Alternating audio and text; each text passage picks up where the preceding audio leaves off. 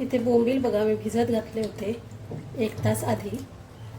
आता हे स्वच्छ पाण्याने धुवून घेते. ते बोंबील मी स्वच्छ धुवून घेतलेले. आता ह्याला मधून कट मारणार आहे.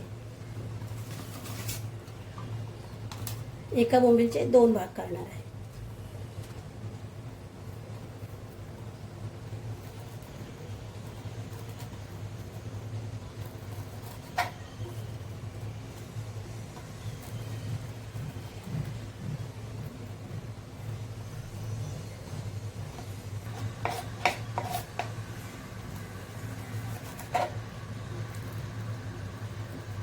सर्व बोंबील इथे कट करून झालेले आहेत. आता आपण हे बोंबील थोडेसे ठेचून घेऊया.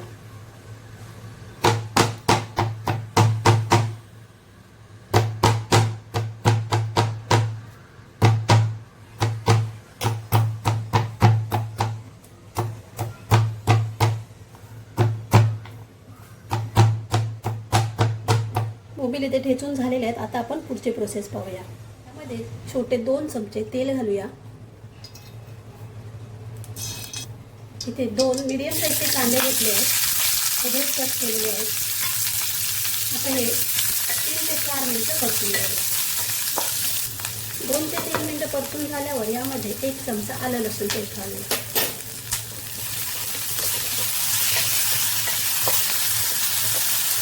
कांदा इथे मस्त परतून झालेला आहे. आता यामध्ये 1 टोमॅटो घातलेला आहे. 2 टोमॅटो घेतलेले तिथे. छोटे असेल तर 2 घ्या, मोठा असेल तर 1. टोमॅटो मऊ होईपर्यंत आपण हे परतून घेऊ. त्यानंतर आपल्याला यामध्ये मसाले ॲड करायचे आहे. टोमॅटो इथे नरम झालेला आहे. आता आपण यामध्ये हळद पाव चमचा, इथे घरगुती मसाला 1 चमचा घेतलेला आहे, लाल मिरची पावडर 1 चमचा, गरम मसाला अर्धा चमचा, पाव चमचा घेतला तरी हरकत नाही. लो फ्लेम ठेवायची आहे गॅसची. आता हे मिक्स करून घेऊया. मस्त असा कलर आलेला आहे, बघू शकता तुम्ही. थोडंसं पाणी घालूया, नाहीतर मसाले करपणार.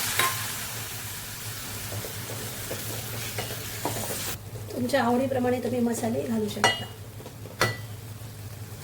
आता आपण यामध्ये भिजत घातले म्हणजे आपण जे कट केले ते बोंबील घालूया,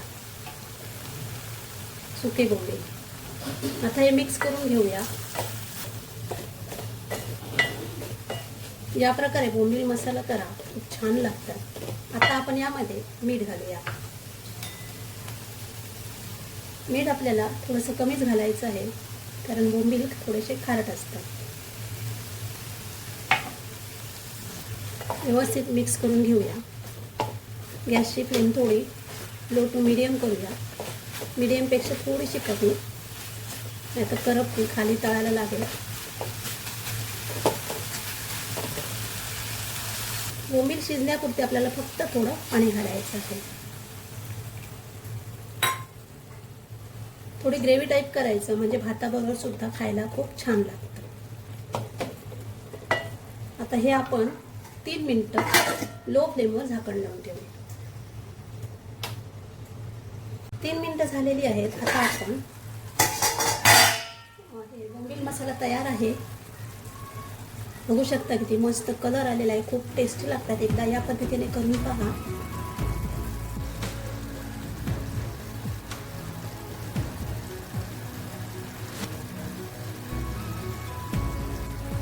आता आपण गॅस बंद करूया.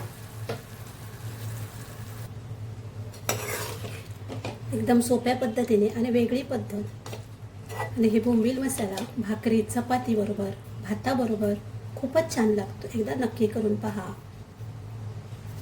आमटीची सुद्धा गरज नाही, एवढं भाताबरोबर खूप छान लागतं. तुम्हाला सर्वांना नक्कीच आवडेल.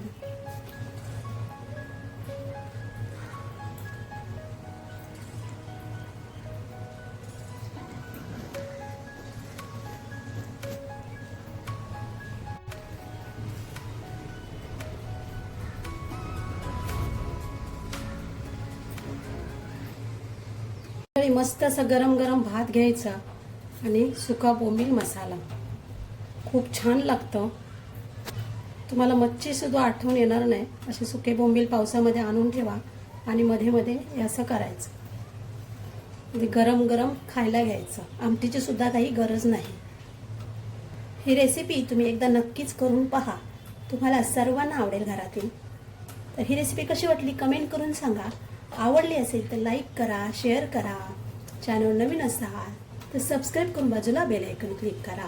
आता आपण भेटूया अशाच एका नवीन व्हिडिओ सोबत. धन्यवाद.